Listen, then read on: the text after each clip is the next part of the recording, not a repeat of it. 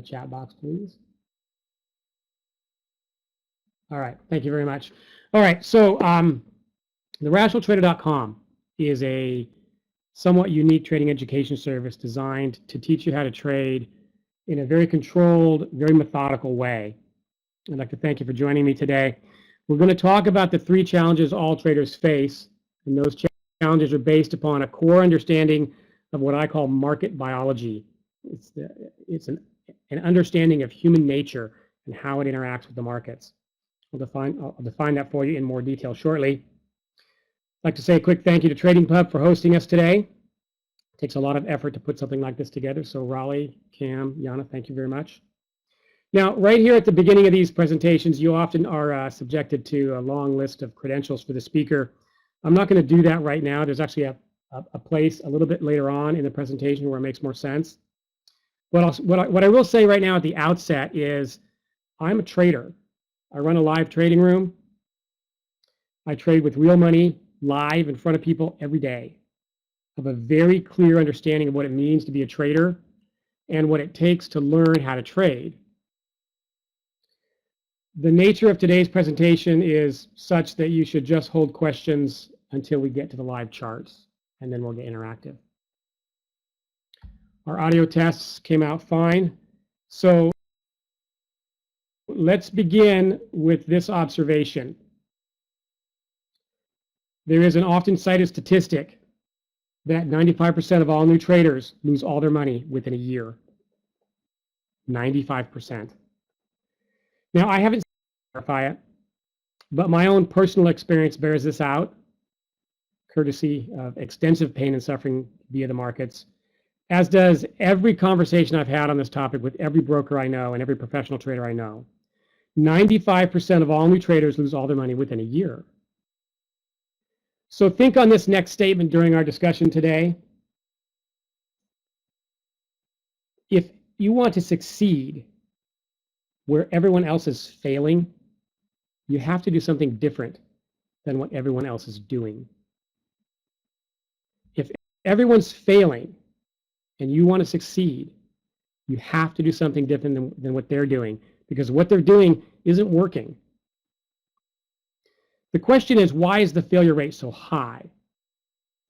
I'm going to share with you what I believe is the answer. We're going to talk about the root cause of that failure and what you can do about it, moving from the general to the specific, the overall framework for success you need to have in place, down to specifics, including what elements need to be present in your trade setups. Now, before we continue, there are 4 aspects to trading that you need to be aware of. There's any discussion of trading, you should be thinking about these things. I'm sure you've seen this before. I would request that you don't tune out. I've got a very specific take on these items that relates to our discussion today. The first is risk. Trading is risky. You can lose all of your money.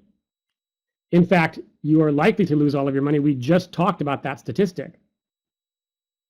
One of my goals at therationaltrader.com is to teach you to trade, or to help you to learn how to trade without losing all of your money in the process. Next is suitability. Trading is not for everyone. My take on this is that a trader experiences on a daily basis a level of emotional intensity that is simply not part of your average person's daily life. And it's not for everyone, and you may find that it doesn't suit you. And the sooner you know this, the better. Third is performance. Past performance is not indicative of future results. This statement is almost a cliche, but it's true. It's just not true for the reason you think it is, and we're going to talk about this in detail today. But I'll tell you right now, 2 people can be following the same trading methodology, executing the same trading system, and one will be profitable and the other will not. There is clearly something more at work than just the trading system. Fourth, hypothetical or simulated results are not to be trusted, especially if they're given to you by someone selling you a trading system. Simulated results are often produced with the benefit of hindsight, and I promise you, if you give me any data set, I can craft a profitable trading system from it because I already know what happened. But more importantly, there's no risk in a simulation or a back test, and risk is the most important factor in trading. It's more important than anything else. Risk is the reason one person makes money but the other doesn't, even though they're executing the same trading system.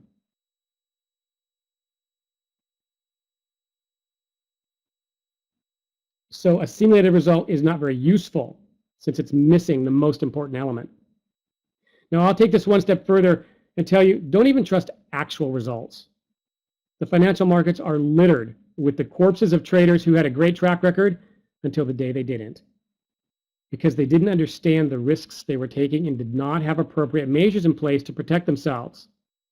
It doesn't do you any good to turn a profit if you can't keep it. The stories are legion. Now, you never hear about the small traders, the small account traders who blow up their accounts, but you hear about the big ones.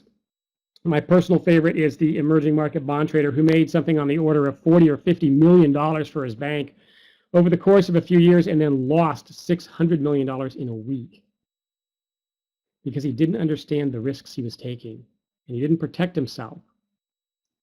Any methodology you employ to trade the markets must include solid measures to protect your account for the times when the market does not do what you expect, including protecting your account from yourself.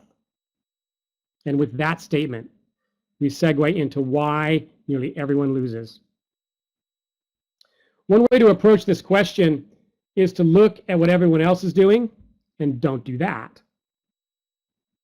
Another way is to look at what they aren't doing but should be doing. And it turns out that the latter of these two is where we find our answer.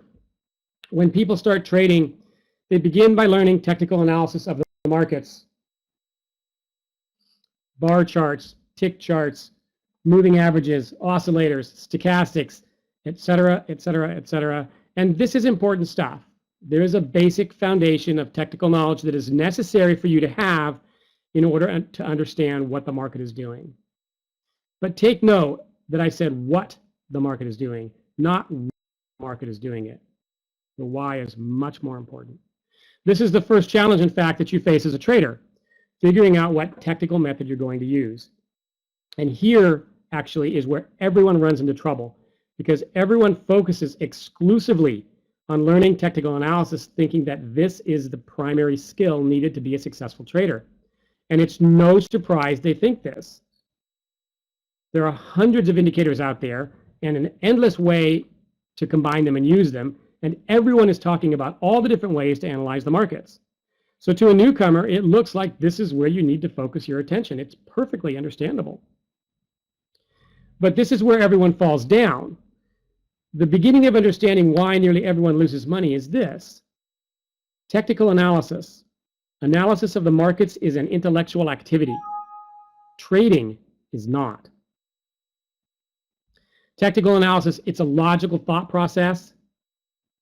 It engages the puzzle solving part of your brain, the cognitive functions of your brain. It's an intellectual activity. But trading, actually placing a trade with real money on the line, real money, your money, at risk of being lost, is not an intellectual activity. A different part of your psyche is involved, and it's a part that's not been developed by your efforts at learning technical analysis. You can be an expert analyst, but still be an infant trader. Technical analysis is necessary. It's a mandatory skill, but it's not the only skill you need to be successful as a trader. And when you develop your technical analysis skills, you are not developing the skill that you need to actually trade with. Remember, everyone is talking about the technical analysis of the markets, but everyone is failing. That slide's a little out of order there. So, if actually trading, is not analytical or logical, then what is it? When you have something of value at risk, your body reacts the way nature intended it to. And it doesn't matter what's at risk, only that you care about it. And the more you care about it, the greater the reaction you'll experience. If someone or something tries to harm you, your body automatically, autonomously reacts. And we call this the fight or flight syndrome. If there's a threat to your child, say your toddler steps out into a busy street, your body reacts and you leap into action to save your child. In fact, even if it's not a busy street. And I'm speaking as the father of 3-year-old twins. Those two are like herding cats. This response it's physical. It's a physiological response. It is in your biology. It's not intellectual. It's not rational. It's autonomous. You have no control over it. And in fact, you don't want to control it. It's an important part of how you survive as a human being. But it's working against you as a trader. And I'll clarify why in a moment. Your body does not make a distinction between a threat to your life, a threat to your child, or a threat to your livelihood, or your reputation, or your ego. It doesn't understand there's a difference. It reacts the same way regardless of the type of danger you're in. When you have something of value at stake, your body responds. The greater the value you place on it, the more intense the response. So when you place a trade, you have money at risk. You value that money, and so your body responds. Your biology responds. This is a perfectly natural reaction. But it doesn't stop there, because you have much more at stake than just money, much more. Now, we need to talk for a moment about why you're trading. Most people are trading because of the future for themselves and their loved ones. When you strip away everything else, this is what you find. You want to provide for your retirement, you want to provide for your child's college education, or you don't want to have to worry about being able to provide for them because of the economy or your industry or the decisions our political leaders are making. You could say you want freedom from worry or control over your own destiny. So beyond the money at risk, this is what's at stake. And this is what your biology reacts to when you place a trade. All the hopes and dreams you have about being successful in the markets are now tied to this trade. All the fear, anxiety, doubt, excitement, greed, and euphoria, all of it is amplified and concentrated down into this one moment in time. And this happens all day, every day when you're trading. You can see the fear in the market almost every day as traders bail out of positions that are killing their accounts, and the excitement as traders chase a market up or down. Both behaviors are in reaction to a biological response, and both are losing propositions. And now we've arrived at why nearly everyone loses money. The vast majority of traders make decisions rooted in their biology, in their basic human nature. They're acting either in response to excitement or as a means to alleviate their fear or anxiety. And the markets have evolved to take advantage of this. They've evolved to take advantage of human nature. This is the reason nearly everyone loses money. There is a Darwinian process underway. It's been going on for many, many years. And by this point in time, it's honed to a razor's edge. And this is what you're jumping into. And if you don't understand what's really going on, if you don't understand the market dynamics underlying why prices move, then you're going to fail. This makes perfect sense when you think about it, because trading is a zero-sum game. There is a winner and a loser. You are in competition with every other trader out there, and everyone is trying to take money from everyone else. The money that you make is not created out of thin air. It comes from someone else's account. So for you to make money, someone else has to lose money. Now, it's more useful to examine that statement from the other direction. For someone else to make money, you have to lose money. This is competition in its purest form. Now, obviously, you don't want to give your hard-earned cash to some other trader into doing the wrong thing. Stated a different way, the markets have evolved ways to tempt you into doing something foolish, and it does so by preying on your natural biological reactions to having something of value at stake. In order to be successful as a trader, when you are most afraid to do something is when you most need to do it. And when you are the most excited is when you most need to be cautious. Think of your account like a baby that you're holding in your hands. Protect it. Care for it. Don't drop it. The vast majority of traders make response to fear or excitement. If you want to be successful as a trader, you have to make dispassionate decisions that are based on data, not driven by emotion. You want to be on the other side of the traders making these emotional decisions. They are the ones succumbing to the siren call of the market, providing you with the opportunity to profit. Think about it for a moment. Who's on the other side of your trade? Every trade has a buyer and a seller. Who's on the other side? Is it a newbie chasing the market or a professional trader who's been patiently waiting for this setup all day long? Who do you want that person to be? And for that matter, who do you want to be? The prey. Because that's the kind of relationship you're in, whether you like it or not, and you're either one or the other. People new to trading spend all of their time and energy navigating through the maze of countless technical analysis methods and no time at all on mastering their biology. They're unable to effectively implement their technical method because a different set of skills is required to actually trade in the face of their natural biological reactions to the market action. This is why your actual results don't meet the expectations from your analysis, and it's why nearly everyone loses money. This is the second challenge you face as a trader, mastering your biology. It's much more difficult. Analysis challenge. The question is, how do you master it? And even better, how do you get the biology working for you instead of against you? Now, one of the things you hear or probably heard is that you need to be more disciplined. You need to follow your plan. This is basically useless advice. It's useless because you already know it. Of course you need to be disciplined. Of course you need to follow your plan. But you're not a computer program. You can't just change a few lines of code and recompile. And you can't decide at an intellectual level to behave differently and expect your body to follow suit. Your body doesn't work that way. Think of someone who's struggling to lose weight, like me. Telling me to eat less and exercise more is useless. That's useless advice. I already know that. Much better would be for you to show me how to structure my life so I eat less and exercise more. This is what we do at therationaltrader.com. Through a combination of risk management, trading plans, live trading, and partnering, we show you how to structure your trading so that you can master your biology and develop the discipline you need to be a successful trader. We're going to spend the next few minutes talking about how you do this.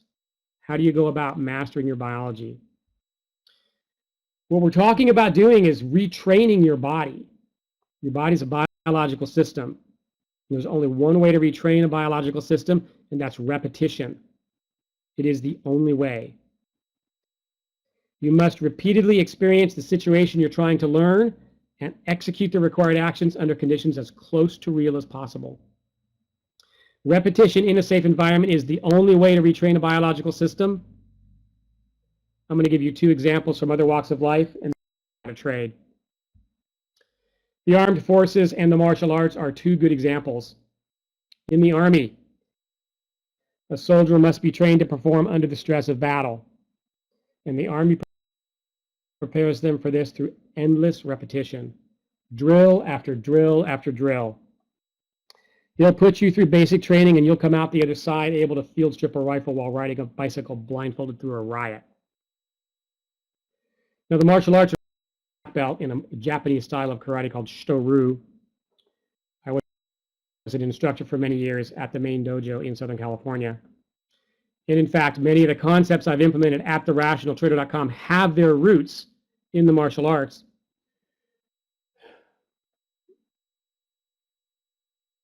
In the martial arts, if I'm going to teach you how to block a punch, what they do is show you what to do technically, how to make a fist, where the angle of your arm, how to step out of range, etc., etc. And then they have someone try and hit you many, many times. Now, the first time you're basically terrified, and your body reacts the way nature intended. But through repetition, that fear recedes. And after blocking the 100th punch, it's routine. And after the 500th, it's downright boring. And it's the same thing with trading. By the 100th trade, it's routine. And by the 500th, it's so automatic you don't even think about it. It's like tying your shoes. You just do it. The challenge for you as a new trader is to get to the 100th trade with your account intact. If you get to 500 with your account intact, you're well and truly on your way. I'm going to tell you a story now that illustrates this need for two skills, a technical skill and a skill related to mastering your biology. It's a true story. In the martial arts, in the Japanese style of karate, we do something called kata, K-A-T-A. It's a series of movements that you do by yourself to practice your technique and ultimately to demonstrate your mastery of that technique. And it'll range from anywhere from 50 to 200 moves. We're also just starting out with the very basic to the extremely advanced, very difficult moves.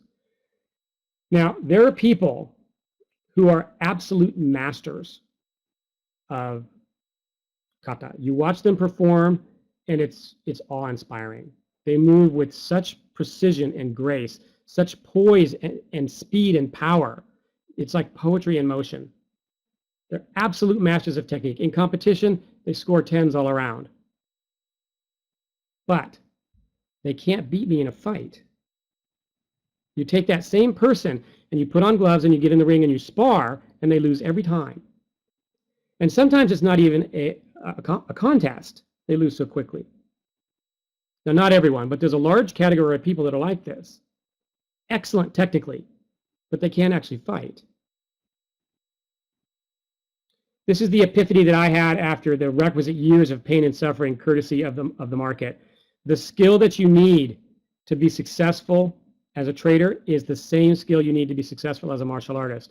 Both trading and the martial arts have a technical component. In the martial arts, it's a physical technique. In trading, it's an intellectual technique. We call it technical analysis.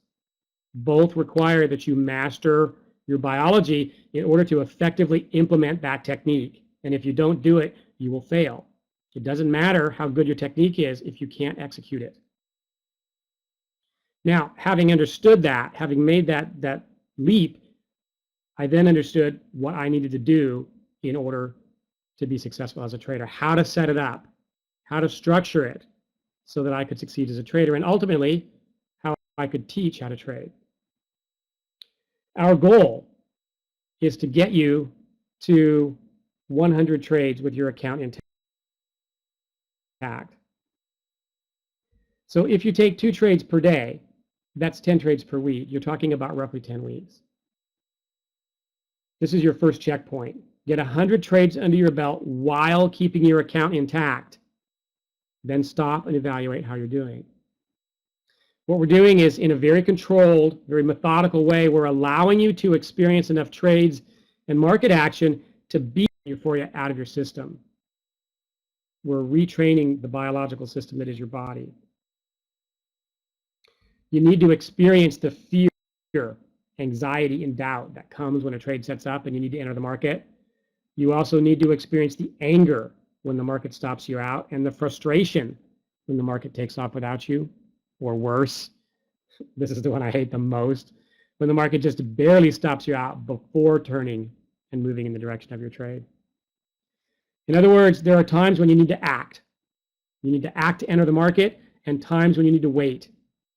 You need to wait patiently for a signal. Both scenarios generate a biological response that you must experience and process. Your job is to still do the right thing no matter what you're feeling. It's very hard to do, though it gets easier over time. What happens is, over time, you learn at a very deep level that there's nothing to fear. There is no danger here. And that physiological response, that biological response, lessens to a point where it no longer affects you. Putting it into perspective can help, at least at an intellectual level. When you realize that this trade is just one trade. It's one trade out of 500 trades you're going to take this year. That's 1/5 of 1% of the trades you'll take this year. It may be profitable, it may not. It doesn't matter, because we only enter the market when we believe the probability has shifted in our favor. So we know in the long run it will work out for us. The key is to build the trust in yourself that you're going to follow your rules, that you're going to protect your capital. In order to set yourself up to succeed, you need to structure your trading so that you can build that trust in yourself. To do this, you need three things: an environment where you can experience what you need to safely, an understanding of what you need to do technically, and a guide to show you the way and help you stay on the path. At therationaltrader.com, we've created a program that implements these elements. The guide is the live trading room. The technical understanding is the trading plan, which is executed live in the trading room. And the safe environment is the set of rules that you define how you'll protect yourself, how you'll manage your risk. Let's talk for a moment about setting up a safe environment for trading, because for trading, it's actually the most difficult element to deal with. In the armed forces, they'll teach you everything you could ever possibly know about that rifle, but they don't give you live ammunition while you're doing it. In the martial arts, they employ gloves and pads to avoid injury. In trading, a safe environment is one where you cannot damage yourself too badly if you make a mistake or lose control of yourself. This equates to taking a small loss rather than a large or catastrophic loss. Now, it's a lot more challenging to set up a safe environment in trading than it is in either the armed forces or the martial arts. And the reason is you must have real money on the line or you're wasting your time. You should trade on a simulator only as long as it takes you to learn the trading software and your trading system. On a simulator, you are not developing the primary skill you need to be a successful trader, because with nothing at stake, with no skin in the game, your biology is not engaged. There's a category of people that I call simulator junkies. There are people, they believe that they're continuing to learn, but in reality, they're stuck. They stay in the simulator because it's comfortable. As soon as you get off the simulator, you're outside your comfort zone now because you've got real money on the line. You need to get off the simulator and put real money on the line, or you're not going to develop the skill you need to actually trade with. This is important though. Since you have to have real money on the line, it means you're trading in live conditions. And live conditions means you're trading against professionals. Now, I can't think of another case that's like this, where you have to learn in a live environment against professionals who are not your friends. They're not your training partners. They want you to fail. Imagine learning a martial art with a training partner who's a professional fighter who's... This is one of the reasons it's so hard to learn to trade. And this is the third challenge you face as a trader. There's no practice environment. You must learn to trade in live conditions with real money on the line. One of the key elements of the program at therationaltrader.com is creating a safe environment to trade in while you're learning. I do it in what I call the business plan, which is that upper left puzzle piece right there. If you'd like more information about how to create a safe environment to trade in, about how to get to 100 trades with your account intact, then I invite you to visit the site. In fact, I encourage you to do so, and click on that puzzle piece and watch that video. It will outline how you go about creating a safe environment. This is the most important thing you need to do if you want to learn how to trade. Create a safe environment to learn in. We're going to talk about trade setups next, but before we do, let's summarize why nearly everyone loses money. The primary reason is because of a fundamental misunderstanding about what skill they need to learn. Is the fact that they have to learn in live conditions. Now, people new to trading spend all of their time and energy learning technical analysis methods and no time at all on mastering their biology. The problem, of course, is that technical analysis is a logical thought process, but trading is not. Trading, actually placing a trade with real money on the line, real money, your money, at risk of being lost, engages a different part of your psyche, and a different set of skills needs to be developed to actually trade in the face of your natural biological reactions to the market. Now, the trade setups that you use need to incorporate this understanding of market biology. This next statement is the most important one. If you take nothing else away from today's presentation, take this. You are struggling to deal with your natural biological reactions to having something of value at stake. So is every other market participant. And when we say the market, what we mean is all the traders who are trading that instrument. That's the market. It's a bunch of people. The same biological reactions to the market action that we've been discussing. Human motivations drive the market.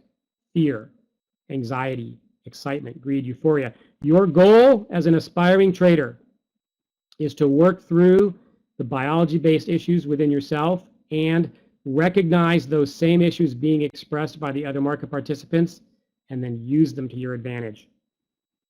When you do this, if you step back and think about it, if you've been struggling or if you've been failing at trading, what you're doing is you are now targeting yourself. Your prey is the trader you used to be.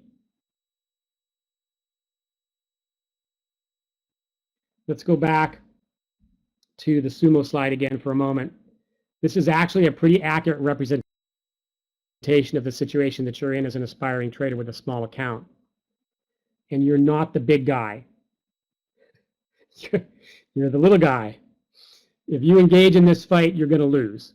Okay. Now, a more accurate picture would have about a dozen or two of the big guys and hundreds of little guys. And what you often hear is, don't fight the big guy, figure out what he's doing and do the same thing. That's actually quite difficult to do for a couple of reasons. The first is the big guys, they know you want to figure out what they're doing and front run them. So they try to disguise what they're doing. So they got all sorts of ways that they do that. The second reason is they have a much larger amount of capital at their disposal, so they can easily withstand just normal price fluctuations that will stop you out, even if you have correctly figured out the direction of the market. You've correctly figured out which way the big players are trading.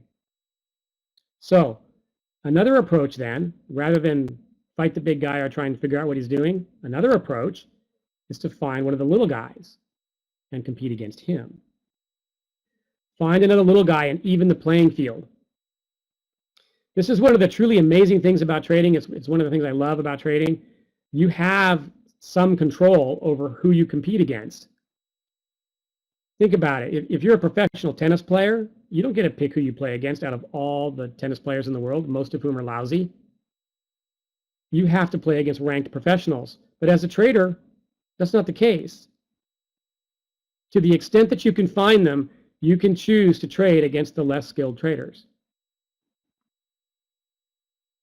So when you develop or evaluate the trade setup, you want to know what aspect of human nature is being taken advantage of. How are the market participants reacting to the action, and is there an edge for you? What is the person on the other side of your trade thinking? This is the key thing. Who is on the other side? You want to find the situations where the person on the other side of your trade is absolutely desperate or foolish. You want to find the emotion in the market and take the other side. Find the fear and panic, the excitement, and calmly, rationally take the other side. This is how you succeed day after day, week after week. Don't get so caught up in the technical aspect of trading that you forget about the person on the other side of your trade. That person is really important to your success. By way of demonstration, let's go over an example that you see every day in the markets. Consider a group of professional traders trading moderate to big size that see the market advancing, and their assessment, right or wrong, is that the market will continue higher. So they want to get long. But they can't go long at the market. They just drive the price up to get a terrible fill. They know that the likely outcome, the probable outcome, is that the market will pull back for reasons I'll describe in a moment. So they identify where support is, and they place their orders or they prepare to buy below support, and then they wait. In the meantime, newer traders chasing the move up out of excitement and fear of missing out have been buying. And what happens next is the traders that got in early start to take profit and the price advance stalls. This selling pressure drives the price down. The newer traders that chase the market up out of excitement and greed and fear of missing out are now taking losses and getting stopped out. The smarter ones are the ones that are using stops. This adds further selling pressure, pushing the market lower. What you're seeing is basic reversion to the mean price behavior. You see it every day in every market. Consider any chart. When you look at the peaks and valleys, at the peak, someone was buying there, a lot of someone's, and they all lost money. Now, when the market breaks support, if it does, two sets of orders are going to execute. Two sets of sell orders will execute. The first are the stop orders for the traders who are long. Gains from earlier. Others are stop losses for the newer traders who got caught up in the excitement and chased the market up and bought at the highs. Those people are feeling some pain. The second category are sell stops for new entries short. These are mostly inexperienced traders who are shorting the break of support. New traders like to enter on breakouts. It's a very seductive trade. Note that word, seductive. It's easy to see the trade set up and identify where the entry is. It's also a trade that can run nicely and take no heat. And newer traders are forever looking for trades that take no heat because they have trouble dealing with their fear when the market moves against their position. Unfortunately, the odds are against them. This is a low probability trade, and the majority of the time, they're going to get stopped out on just normal price fluctuations as the market thrashes around at support, or on a complete reversal if this turns out to be a standard pullback into an ambush zone. And that brings us back to our professional traders. They're still waiting to buy below support. They're like spiders who've spun a web and are just waiting for a fly to come along. So the market breaks support, and the two sets of stop orders execute and drive the price down into the professionals' orders. And these orders get filled, absorbing all the selling. And the market bounces up on the strength of all the buying pressure found below support. As the market advances, the newer traders that shorted the break are now getting stopped out, which adds fuel to the advance, and the market doesn't look back. What you're seeing here are the market dynamics of a standard ambush trade, something you see all the time in the markets. When I look at this chart, I see two places to enter. The first is at the peak. The market's been moving up strongly because people who are short have had to cover. They can't take the pain of their loss anymore, and they're bailing out. You want to wait until the last exhausted pain-racked short is covered, and then wait some more for the people who got excited by the market action and chase the move up. Wait for the last of the fear of missing out crowd to buy, and then step in and take the other side. This is a perfectly reasonable place to short, and it would not be unusual for this to be the high of the day. The other entry is at the valley of the pullback, taking advantage of the natural ebb and flow of the market that we've just discussed. Wait for the longs that relate to the party to cover, and then take the other side of the people chasing a low probability break of support. Now, we're going to look at this on a real chart. What I'm going to do is go through a particular day from this week. So let's switch over, and we can get interactive now. This is the oil market. Let's get oriented. How am I doing on time?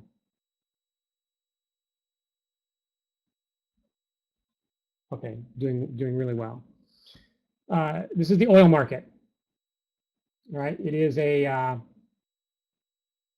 range bar chart. Each bar is 10 ticks high. If you're not used to range bar charts, if you're not familiar with it, it's something you'll need to Google and look up. It's more than I can talk about right now. On the left is a green line that is the opening when the oil market opens. That's 6 o'clock Pacific. I'm on the West Coast, so all these times you see down here are Pacific. The next line here is 6:30 when the stock market opens, and you'll see that gray highlight area. That's a blackout zone for me. I won't take trades 5 minutes before or after when the stock market opens, or 5 minutes before or after when there's often news, which is 7 o'clock Pacific. Sometimes it's 6:55. Sometimes it's there's a key news event for oil that's 7:30 on Wednesdays. Also, I won't take trades in the first 5 minutes of the open, so that's why there's a blackout over here. Okay. If we move to the right, there's another line right there. The magenta line is 9 o'clock. It's the end of the morning session. I'm generally done for the day by then. I won't take new entries after that. Now, a couple other things here. There is a Keltner channel applied. Okay. That helps me understand what is the average of the market. And then the bright outlines, I'll explain in just a moment. Okay. So for now, I want you to notice one thing. As we come into the day, the market's been falling. It peaked here overnight at 4 o'clock in the morning. When the market opens, it falls, and then it retraces right here, all right? And then it sets a level. Now, who is buying right there? You think it's a professional trader? It's not. This is the inverse of what I just showed. I showed a long example. This is a short example. A resistance level gets set. Yeah, retail traders, exactly. Less skilled traders are buying right there. A resistance level gets set. People identify that as a breakout level, and they buy right there. It's also happening down here, actually. Who's selling right there? For that matter, who's selling right here? But more, I mean, even worse, right? From the standpoint of understanding who you're trading against, who is selling right there? It's not the professionals. A professional, by definition, is someone that buys low and sells high. If they don't, they won't be professionals for very long. Okay. Now, it's time to talk a little bit about what on this particular day, there were two trade setups. I'll go over both of them. But we need to understand what are these bright red outlines and bright green outlines. All right. So I'm interested in what are the people thinking. All right. And so I care. You'll notice there's not a lot else on here. There's not a lot of lagging indicators. There's not stochastics and oscillators. There's nothing like that on here. Right now, I've removed a lot of stuff for simplicity's sake, and in a minute, I'm going to show you the chart I actually used to trade with. But for right now, we're just going to look at two things. You've got a channel here that describes what is the average of the market. Remember, we talked about a moment ago that the market moves in this ebb and this flow. Okay. And so if the market is trending, it's going to move like this. It doesn't just go straight down. It doesn't just go straight up. So your places to enter are here. It's not here. This is not the place to enter, right? Sometimes that works. Most of the time it doesn't. I'm going to show you an example today where it would have worked and how you could see that in advance. Most of the time, you want to get it on these pullbacks, all right? So bright red and bright green, what's going on here? If you look at the way that trades occur, what you see is that you can compare the price of the current trade to the price of the previous trade. And in fact, let's look at it a little bit more technically. Here is a dome. I snapped this from oil during the last front month contract. All right. If you look at this, you've got bid and ask here. Okay. The last traded price is 103.09. If the next trade occurs at 103.08, well, that means the sellers were willing to accept less. The sellers were willing to accept less money for their product. If the next trade occurs at 103.10, well, that means the buyers were willing to pay more. And so this is called the bid-ask volume. You can track most software tracks the volume where it occurs. Did it occur at the bid or did it occur at the ask? This is really useful information because it helps you understand, are people excited? Are they willing to step up and buy? Or the opposite? Is there a lot of selling pressure in the market? It's a measure of pressure, buying and selling pressure. So when you look at this, what I see is the market's retracing here up to the average, up to a natural place for it to retrace to. And look what you see there. It's a little bit hard because of that green line. There's a bright green outline right there. But price is closing down. this bar here is easier for you to see. There's a bright green outline. People are stepping up to pay more, but price is not going up. Price is going down. That's a short signal right there. I use a 10-tick stop, so I would go in right there with a stop just above here. That's about the tightest stop you can get. Better would be up here, but then you've got to risk more. Okay, if you're able to risk more, then you can withstand kind of normal price fluctuations. We try to risk as little as we can, because the less money that you risk, the lower the intensity of the biological response to having something of value at stake. So we use as tight a stops as we can, even though sometimes we get stopped out on a wiggle as a result. Okay, so we see two things here. We see a break of resistance with buying pressure, but price is not confirming that. And now, in this particular case, I can't take that trade because it's during a blackout period. So here's a case where you are developing your discipline because you really want to enter here. You've been waiting for this since the market opened. You've seen the market falling. Very, very steady fall here, hugging the lower band. You're looking for that pullback to short. And you get it right here. There it is. But you can't take the trade. Because at the stock market open, you often get wild price fluctuations. And as a small account trader that's using tight stops, you get stopped out too often on just normal price fluctuations at the open. It's the same thing in news. If there's a news event that day, you have to stand aside. Let the news come out, let the market digest it, and then enter. So here we get a signal, but we can't go in. By the way, this was Monday.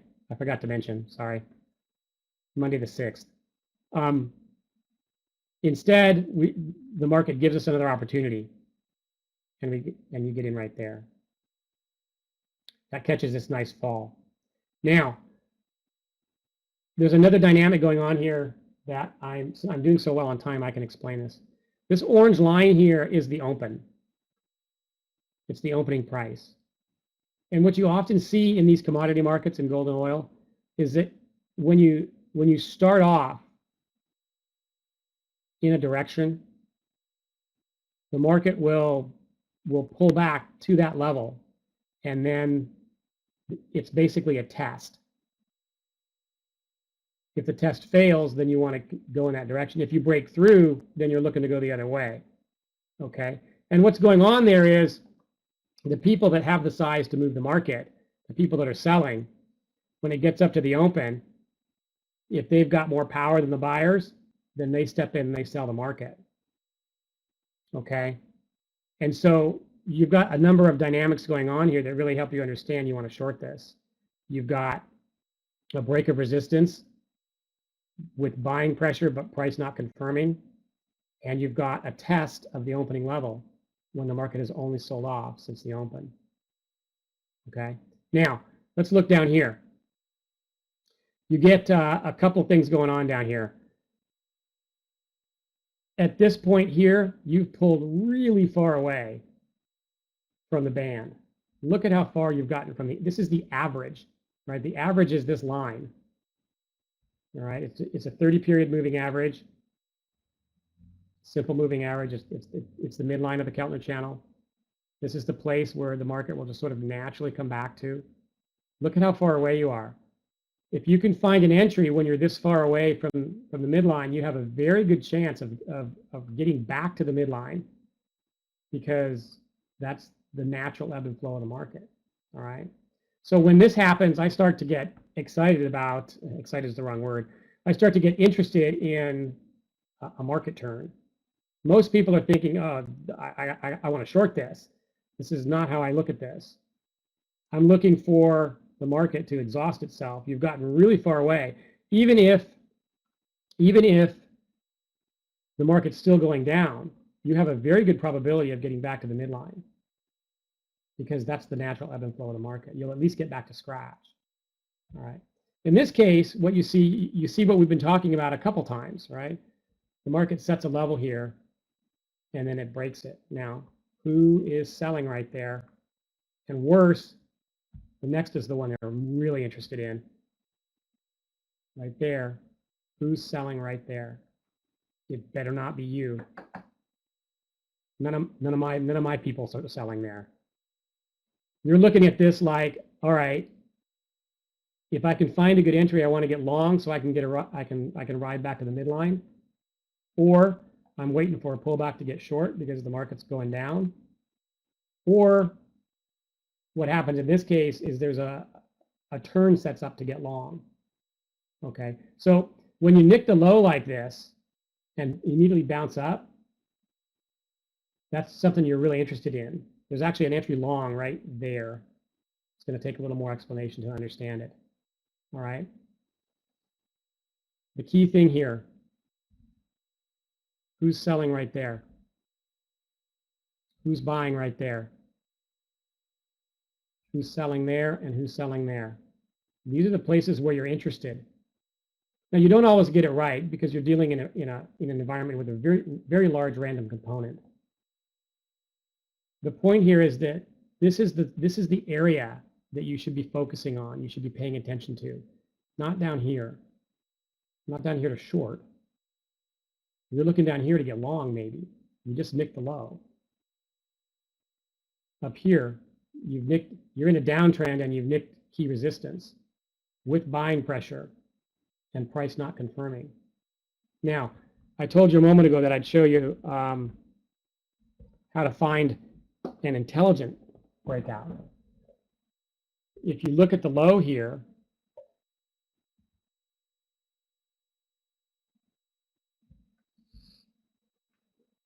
what do you see? There's a couple things that should jump out at you. First of all, you're in a downtrend and you just pulled back. All right. The next is that you're breaking that low on selling pressure with the price confirming. Price is closing down on selling pressure as you break key support. That's a reasonable breakout entry. That's at least an intelligent breakout entry. Much more so than what you see here. What you see here, there's nothing special going on here. Whereas here, once this bar closes down, you've got a reasonable shot at the market collapsing. It needs a bigger stop usually because you have to protect yourself against this normal pullback. All right, so if you want to take this kind of trade, you're usually using a 20-tick stop.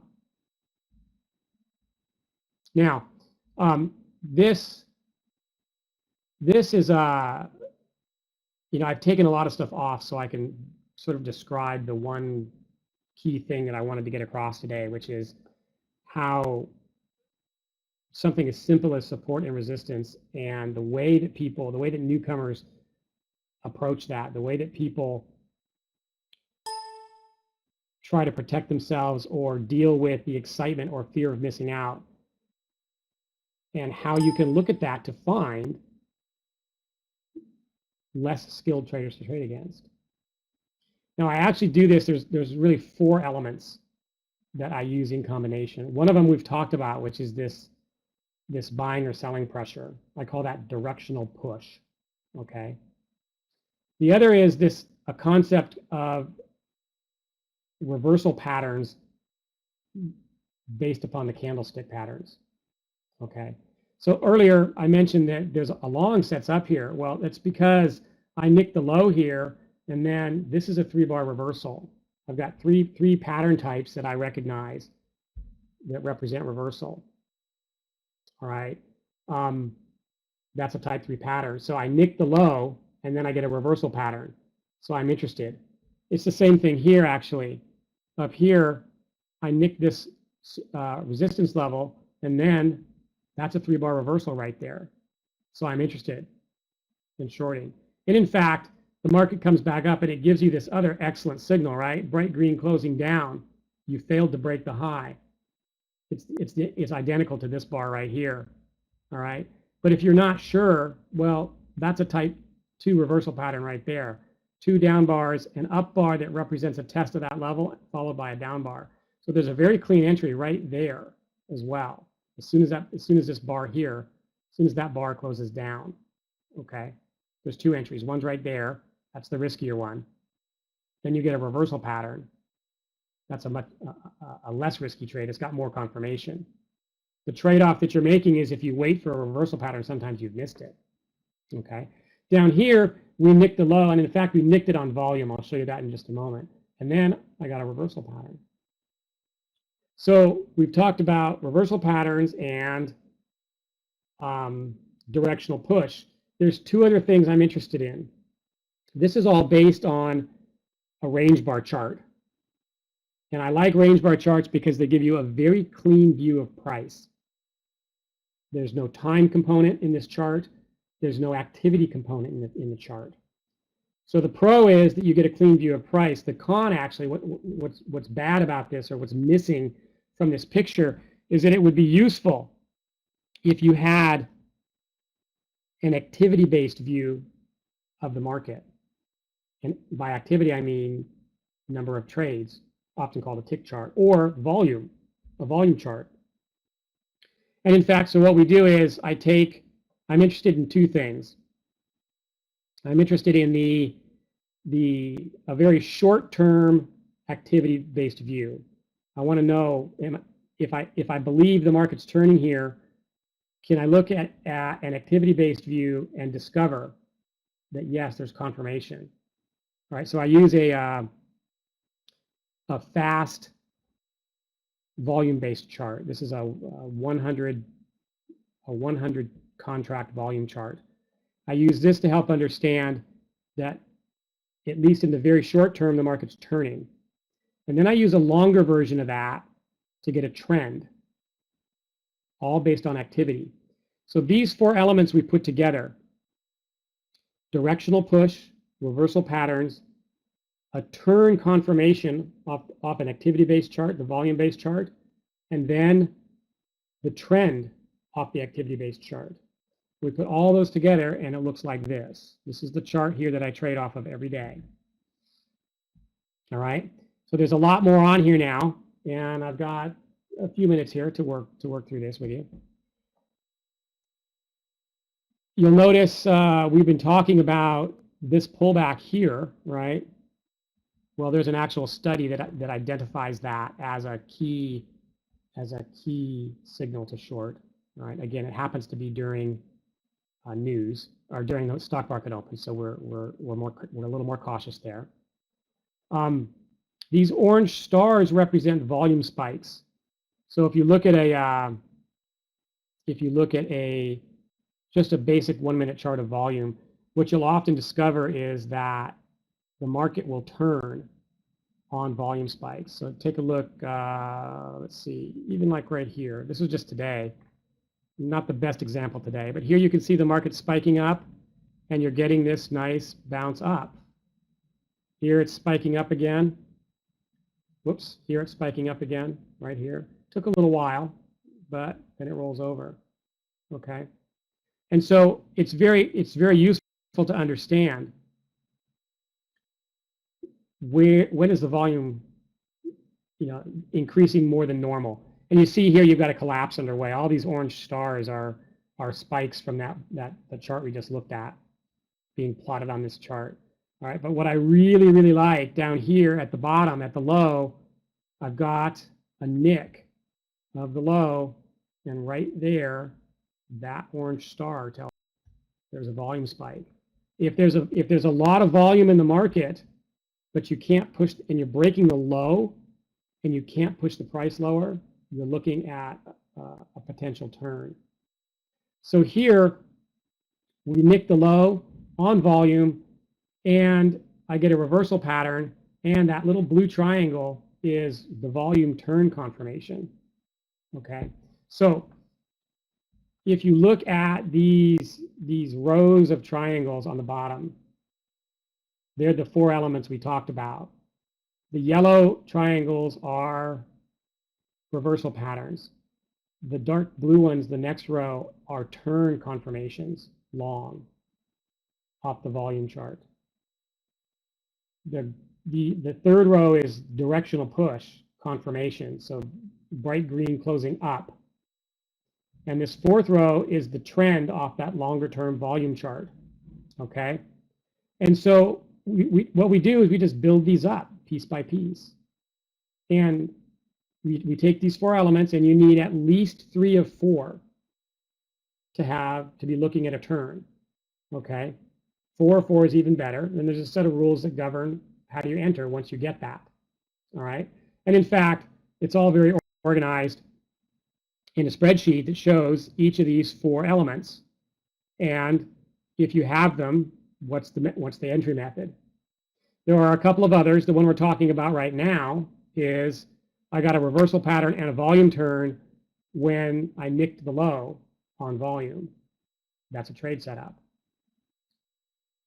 There's one more. This is that other one we talked about right here, When the Keltner channel on the price-based trend is aligned with the volume-based trend, and you get a pullback with what's called an opposing bright green closing down for a short, or bright red closing up for a long, that's a very solid signal. Okay, so all very organized in the way that you look at this. Here, my trade setup is, well, I nicked the low on volume. I've got reversal patterns. I've got a volume turn. Next pullback is an entry right there. This bar here is your signal bar. Next pullback. You'd like to see it pull back deeper. All right. So the deeper it pulls back, the better, actually, and the easier it is to take with a tight stop. Here, you should really use a bigger stop, because it would not be unusual for the market to pull back deeper. Okay. You also get, this catches this move here, by the way. Just an amazing move. You're also getting entries here. All right. Because if you'll notice, you went reversal, turn, trend, and then directional push confirmation. You're looking for pullbacks to the midline in the band now to get long, based upon the way this built up. Okay. Now, the dilemma that you face as a trader is that you as an aspiring trader, as someone learning to trade, you have to see enough market action. You have to take enough trades to experience what you need to experience the fear, anxiety, doubt, excitement, greed, euphoria. But you have to know exactly what to do, because your job is to do what you're supposed to, not do what your body is telling you to do. You have to do what you're supposed to do. It's just like in the martial arts, someone's trying to hit me. My natural reaction is the wrong thing to do. Instead, I have to do what I've been trained to do. And it's the same thing here. I have to wait for my trade setup, and when I see it, I've got to act. All right. So we set up rules to help you manage your risk, define exactly what you're supposed to do, and then your job is to do that, and don't do anything else. Impulse trades are the biggest reason people lose money. All right. Now, I'm going to stop here. We'll take questions. What I've done here is given you just a glimpse, sort of how I trade the markets every day. All right. And what I have, it's really not enough for you to evaluate if A, if it works well, or B, if it's something that fits the way you look at the market or you want to look at the market. All right. So there is an element of, you have a trading personality where the way that I view the market may not fit the way that your personality, and as a result, you're at odds with each other, so you're just going to fail as a result. All right. So what I've done is, for Trade-a-thon attendees, is put together a trading program tutorial that's free of charge for you to attend, where we will go over this in detail. Right. That's Jana will send out the link here in just a moment. I call this the 4 elements matrix trading program, where you take these 4 elements and you build them. You use them like building blocks to find good pullback entries and turning points in the market. Yana, can we get that link sent out? That trading program tutorial is this Saturday at 11 o'clock Eastern, 8 o'clock Pacific. It will be recorded. So if you can't attend, then you'll get a link to the recording later in the day. I don't see Yana sending that out, so let me find it for you. Your alternative would be to go to current webinars on the rationaltrader.com site